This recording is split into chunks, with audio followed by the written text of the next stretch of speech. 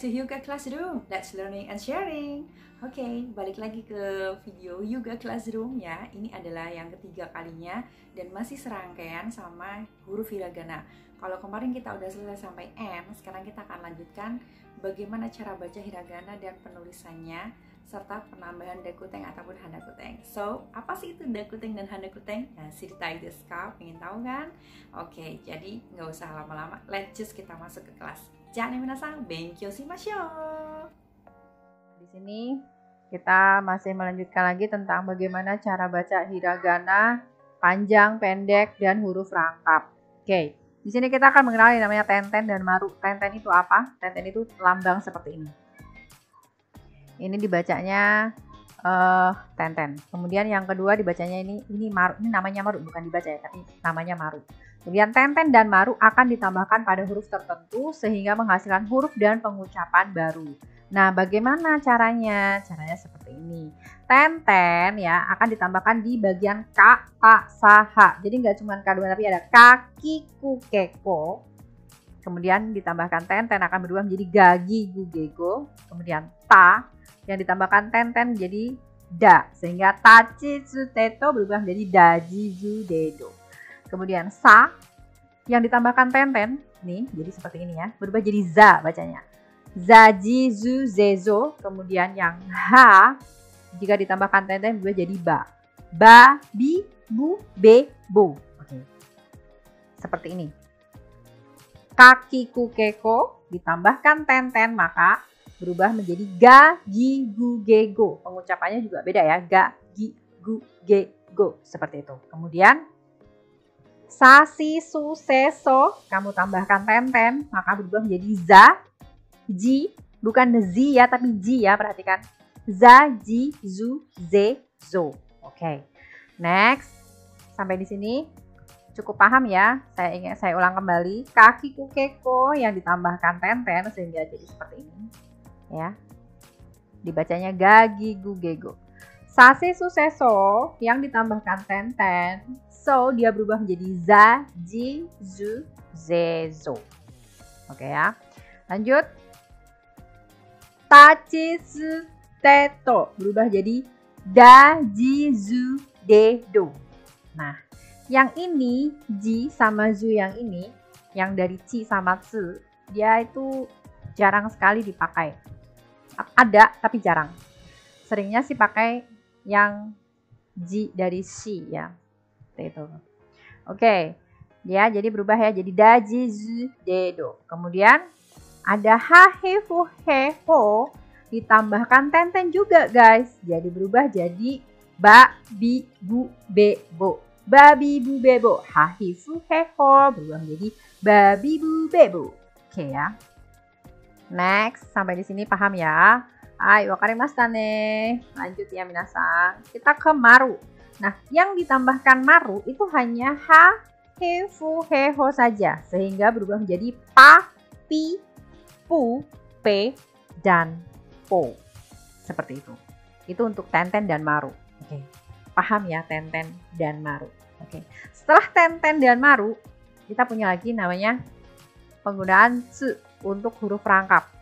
Tsu ya ini bukan tsu yang kita tulis biasa, tapi kita ditulisnya kecil. Contohnya seperti ini. Ini ke, ini tsu kecil, kemudian ko, kemudian n. Sehingga ketika ada huruf tsu kecil di sini, maka huruf setelah tsu kecil itu menjadi rangkap, bunyinya menjadi rangkap. Bukan kekong tapi kekong. Ya, perhatikan kekong. Kemudian gakki, sekeng, zashi, kippu, hopeta, asate, hakkeng.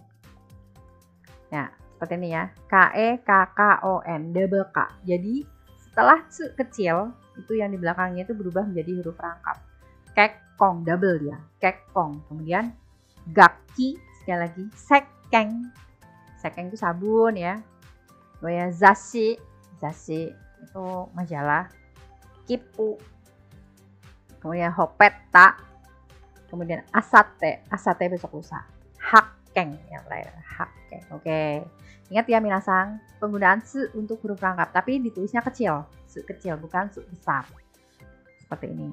Gaki, kekong, jadi dia rangkap double. Hati-hati dengan ini ya, karena pengucapannya salah, maka artinya juga salah.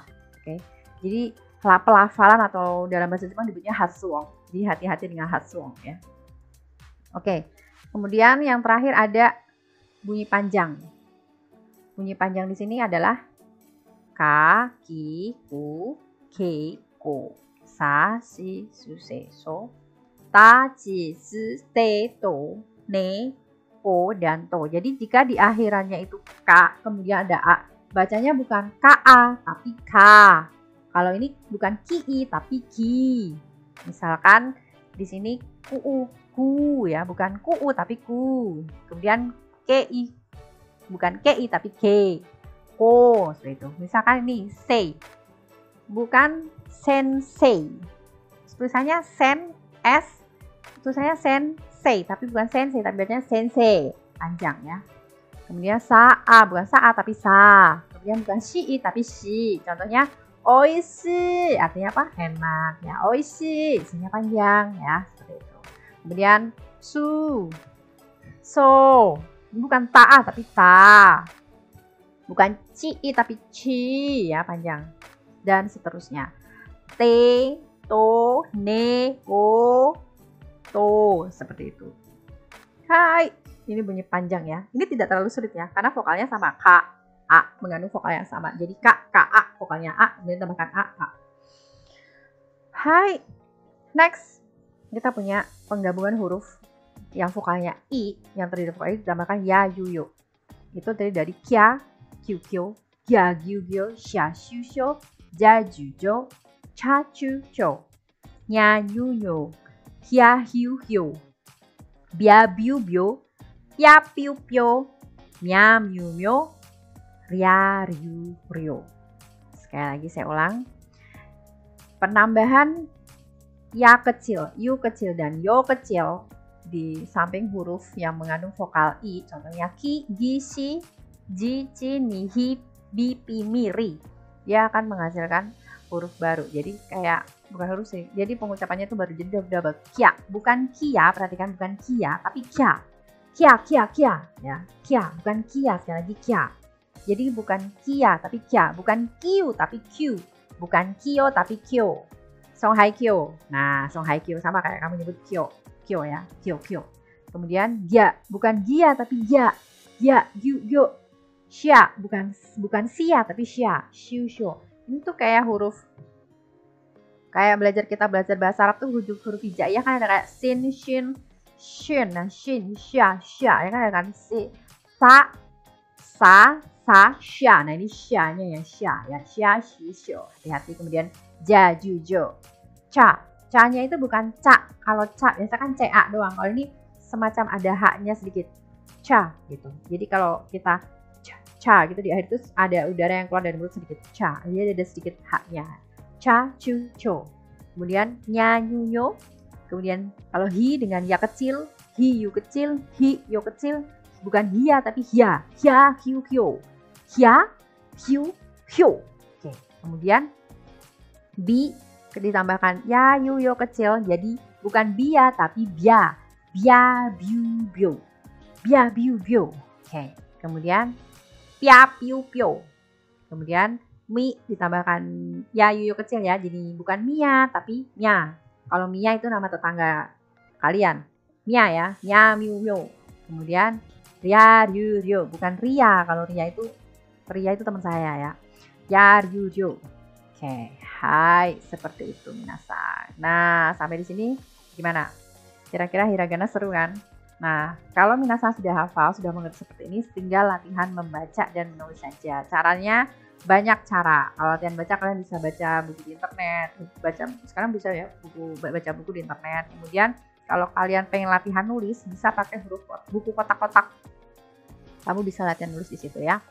Hai Ides, oke minasan, sampai di sini dulu ya video kita kali ini. Mite kurete arigatou gozaimasu.